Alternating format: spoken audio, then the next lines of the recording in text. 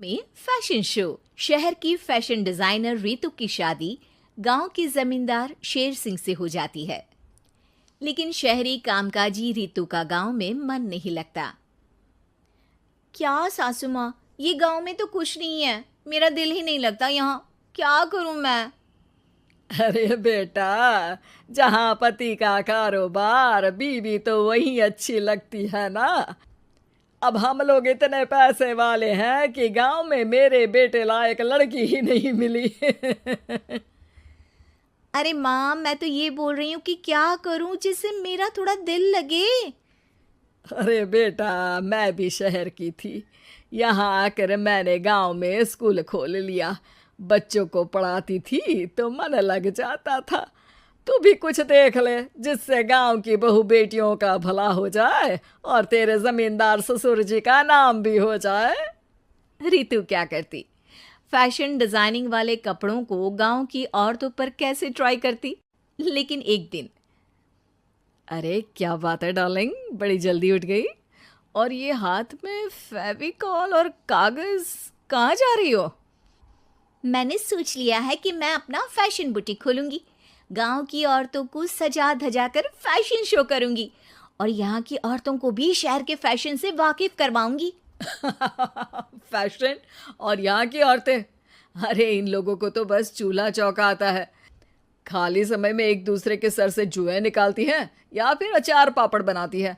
इन लोगों के बस की नहीं है फैशन को समझना। लेकिन रितु मानती नहीं। वो पूरे गांव में पोस्टर चिपका देती है कि किसी को भी नए डिजाइन के कपड़े पहनने का शौक है तो जल्दी जमींदार की बहू से मिले। लेकिन रितु की दुकान में 2 दिनों तक तो कोई आता ही नहीं। पर एक दिन, अरे कमला, क्या हुआ, क्या देख रही हो? ये पुतला देख रहा है दीदी। क्या दिख रहा है इसमें ऐसा?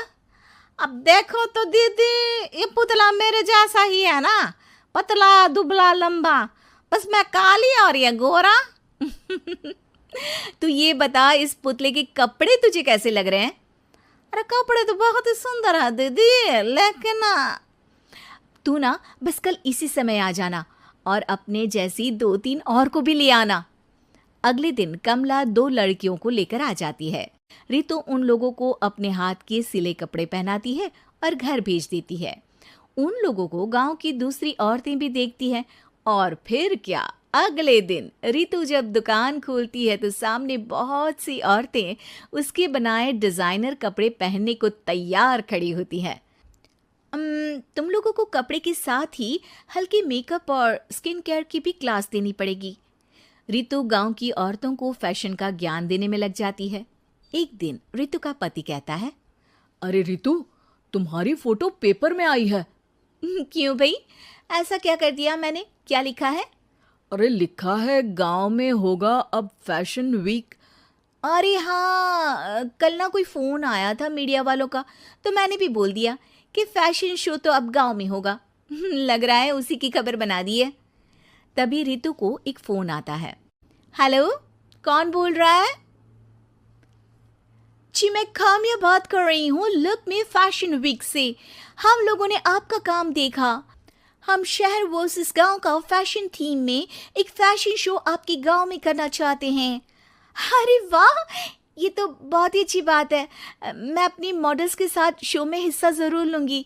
बस अब क्या था, वो दिन भी आ जाता है जब रितु की गांव की गोरी शहर की छोरी के साथ स्टेज शो में हिस्सा लेती हैं।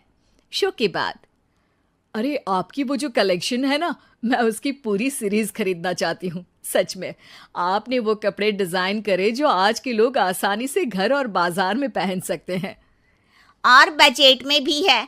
हम भारतीयों के लिए तो ये डिजाइन बेस्ट है जी। वैसे आपने क्या सोचकर ये कपड़े बनाए और आप इसे कितना आगे और लेकर जाना चाहती हैं? औरतें और फैशन एक दूसरे के पर्यायवाची है, तो ये किसने कहा कि गांव की औरतों को डिजाइनर कपड़े पहनने का हक नहीं? मेरा मानना है कि शौक सभी औरतों में होता है। ज़रूरत है तो बस उसे जगाने की, उनके हिसाब और बजट के कपड़ों की जो मैंने बनाए और सबको पसंद भी आए। अब रितु का गांव हर जगह प्रसिद्ध है, ना सिर्फ रितु के लिए बल्कि वहाँ की औरतों की फैशन के लिए भी।